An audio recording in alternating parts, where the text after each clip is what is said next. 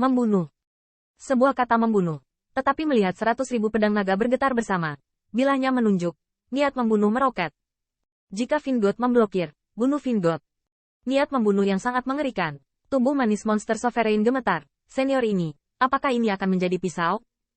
Siapapun yang mengira ini akan membuat mata naga Hao Tianqi sedikit bergetar, dan menggelengkan kepalanya sambil tersenyum. Lebih mudah diucapkan daripada dilakukan. Kaisar memiliki bakat terbatas dan belum mengambil langkah itu. Akhirnya, Hao Tianqi masih fokus. Tampaknya memberkati kekuatan ilahi yang tak ada habisnya pada pedang naga. Kata kedua, hancurkan. Meski hanya sepatah kata, setiap orang yang hadir bisa merasakan ada kekuatan ilahi yang mengerikan di dalamnya. Itu karena niat membunuh dan makna pedangnya sendiri. Dan itu telah menghancurkan langit dan bumi. Dan 100.000 pisau naga. Dengan perubahan yang keras dan tak terduga ini, melihat 100.000 pisau naga bercokol, dikelilingi antara langit dan bumi, membentuk pagar pisau Vingot yang tidak bisa dipatahkan. Lebih besar dari dan pedang ini melingkari Qin Yichen, dan dalam waktu singkat, monster Sovereign terlihat pucat. Begitu pedang yang dilingkari oleh 100.000 pedang naga ini sepertinya jatuh ke dalamnya. Bintang langit dan bumi juga tidak ingin membebaskan diri, hanya untuk dibunuh. Kata ketiga, potong. Hao Tianqi minum banyak, dan tiba-tiba, 100.000 pedang naga diringkas menjadi satu, berubah menjadi cahaya pedang 10.000 li di tangannya, dan di bawah tebasan, cahaya pedang melintasi langit dan bumi. Pedang esoteris yang luar biasa. Memotong, awalnya adalah langkah paling dasar dalam teknik pedang. Saat pedang Hao Tianqi ini keluar, cahaya pedang melebar tanpa batas, menyapu langit berbintang. Monster Sovereign memiliki rasanya, jika Kaisar Naga Kiamat masih hidup, langit dan bumi atau Vingot, tidak ada apa-apa di depan pedang ini. Kata keempat, letak. Hao Tianqi mengangkat kepalanya, mengangkat pedangnya, surga jatuh dan bumi terbelah.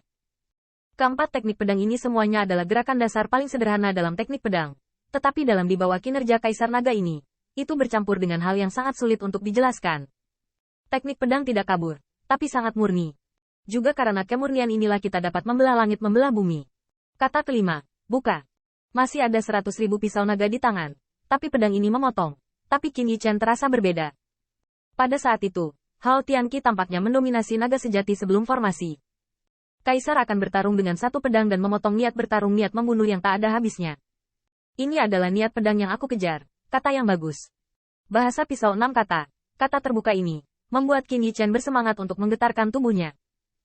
Kata terbuka, yang berarti memisahkan langit dan bumi, membuka jalan menuju jalan kemenangan hidup diri, membuka niat bertarung Anda. Itulah mengapa saya menggunakan pisau itu sepanjang jalan. Qin Yichen berbisik, pisaunya terlalu berat untuk dibunuh, tapi baginya, pisaunya benar-benar tembus, tapi pisaunya tajam. Bila Kaisar Naga Kiamat, meskipun berbeda dari situasinya, juga dapat mengandung kekuatan membelah langit dan bumi. Bukankah itu yang dilakukan Qin Yichen sekarang? True Dragon Rache, Human Rache, dan kemudian buka dunia sampingan. Dengan hanya 5 pisau, Qin Yichen menyembah bayangan Kaisar Naga. Mata Ziyun bersinar, bersemangat dan bersemangat, pisau terakhir. Leluhur, yang terakhir pasti lebih kuat. Tetapi pada saat ini, Hao Tianqi berdiri dengan pisau. Sedikit kepahitan muncul di wajah heroik namun galak. Pisau terakhir. Meskipun saya mengerti, saya tidak belajar terlalu banyak, atau saya tidak membutuhkannya. Mata Qin Yichen berkedip sedikit, dia tidak bisa memahaminya. Untuk alasan apa? Pembangkit tenaga Kaisar Naga yang membuka surga dan bumi pada saat sebelumnya menunjukkan penyesalan dan kepahitan dalam ekspresinya. Hao Tianqi tersenyum. Sebelum keberangkatan, Guru Zhou Guang membangunkan saya dan membiarkan saya menyempurnakan yang terakhir ini. Meskipun saya masih tidak membutuhkannya, saya pikir Anda perlu. Ekspresi Qin Yichen tercengang. Tuan Zouang, itu seharusnya Tuan Pengadilan Dewa ini. Tetapi sebelum pergi, saya khawatir itu adalah pertempuran terakhir. Kata-katanya sudah berakhir. Ekspresi Hao Tianqi berangsur-angsur datar. Niat membunuh yang dapat membuka surga dan bumi tidak diragukan lagi menghilang. Bayangan Kaisar Naga berdiri di sana. Dari pantai sebelumnya yang ganas dan megah, menjadi tenang dan bahkan biasa. Lihat, keturunan keluargaku. Pisau terakhir disebut Zhang. Bang. 100.000 pedang naga milik God Shadow di antara mereka. Bahkan bintang-bintang menghilang. Dan cahaya serta bayangan Kaisar ke-18 redup dan bahkan menghilang.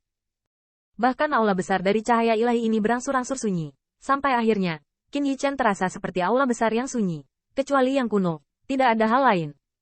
Hao Tianqi mengekspresikan ketenangan saat ini. Jika bayangan dewa masih ada, Qin Yichen bahkan tidak bisa merasakan keberadaan Kaisar Naga ini. Ada apa? Apakah kekuatan suci itu tidak cukup? Bai Chang menjadi pucat karena ketakutan. Tetapi belum selesai. dihentikan oleh monster sovereign. Itu hening untuk waktu yang lama, sampai bintang Qin Yichen meledak menjadi faksi yang fanatik. Saya mengerti. Saya mengerti. Nenek moyang, ini pisau terakhir. Pedang itu kuat, terletak di tempat persembunyian. Qin Yichen yakin, kekuatan ilahi yang tak berujung pada saat ini semuanya ada di Hao Tianqi di dalam tubuhnya, tetapi dia tidak merasakan sedikit pun. Tidak bisa merasakannya, adalah perasaan yang sebenarnya. Pisau itu dimaksudkan untuk disembunyikan. Keturunanku, pedang ini adalah warisan terakhirku. Kupikir itu cocok untukmu. Hao Tianqi perlahan menghela nafas. Tapi Qin Yichen besar, saya merasa pedang ini sangat mirip dengannya. Dan Anda harus belajar bersembunyi. Orang Tibet tidak menahan atau mundur. Sebaliknya, semuanya tersembunyi di lubuk hatiku dan di dalam diriku. Hanya ketika pisaunya terhunus. Qin Yichen akhirnya mengerti mengapa Kaisar Naga Kiamat tidak membutuhkannya sendiri. Karena, mantan ras naga sejati, bahkan penguasa langit dan bumi, dan Hao Tianqi, sebagai Kaisar Naga pembunuhan Dao, secara alami tidak perlu bersembunyi, hanya untuk memotong, hanya untuk membunuh. Namun, dia berbeda. Dia ingin belajar menjadi orang Tibet. Hao Tianqi tersenyum, dan senyumnya lega. Saya melewatkan sedikit persepsi. Saya hanya memiliki pisau ajaib di atas pisau ajaib. Bagaimana saya bisa lupa bahwa ada orang kuat di atas orang kuat? Tidak seperti ini. Qin Yichen tiba-tiba berteriak, leluhur, bukan seperti ini. Saat itu, dengan kemuliaan keluarga kita, kamu tidak perlu menyembunyikan bagian depan. Ten Wanlong Dao telah membuat prestise Kaisar Naga Anda, tapi Qin Yichen terdiam, dan matanya yang berbintang menunjukkan keengganan dan penyesalan yang luar biasa.